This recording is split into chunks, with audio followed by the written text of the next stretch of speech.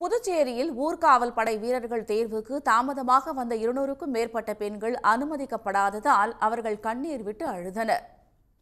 புதுச்சேரி காவல்துறையில் 500 ஊர்காவல் படை வீரர்களுக்கான உடற்தகுதி தேர்வில் 4229 பேர் தேர்ச்சி பெற்றிருந்தனர். அவர்களுக்கான எழுத்துத் தேர்வு 12 மையங்களில் இன்று நடைபெற்றது.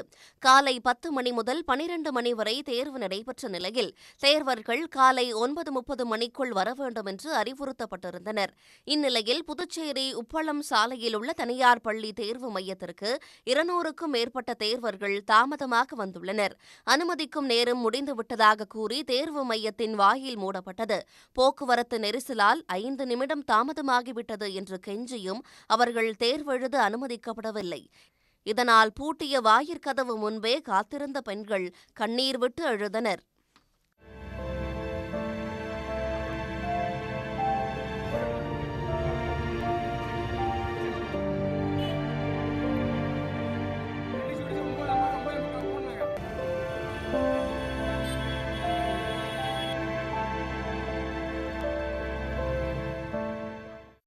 அப்போது அவ்வழியே வந்த புதுச்சேரி சட்டப்பேரவை தலைவர் செல்வத்தின் வாகனத்தை வழிமறித்த பெண்கள் அழுது முறையிட்டனர். தங்களை தேர்வெழுத அனுமதிக்குமாறும் கெஞ்சினர்.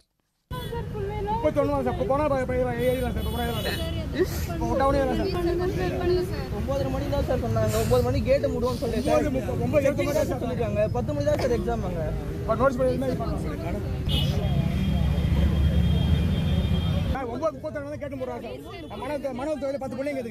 அதிகாரிகளிடம் செல்வம் தொலைபேசியில் தொடர்பு கொண்டு பேசியும் தேர்வர்கள் தேர்வு மையத்திற்குள் அனுமதிக்கப்படவில்லை.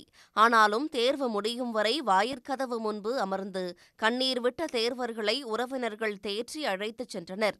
தேர்வெழுத முடியாத ஆதங்கத்தில் தேர்வு நுழைவுச் சீட்டை அவர்கள் கீழே வீசி எறிந்தனர். உடனுக்குடன் செய்திகளை தெரிந்து கொள்ள சன் நியூஸ் பெல் ஐகானை கிளிக் பண்ணுங்க.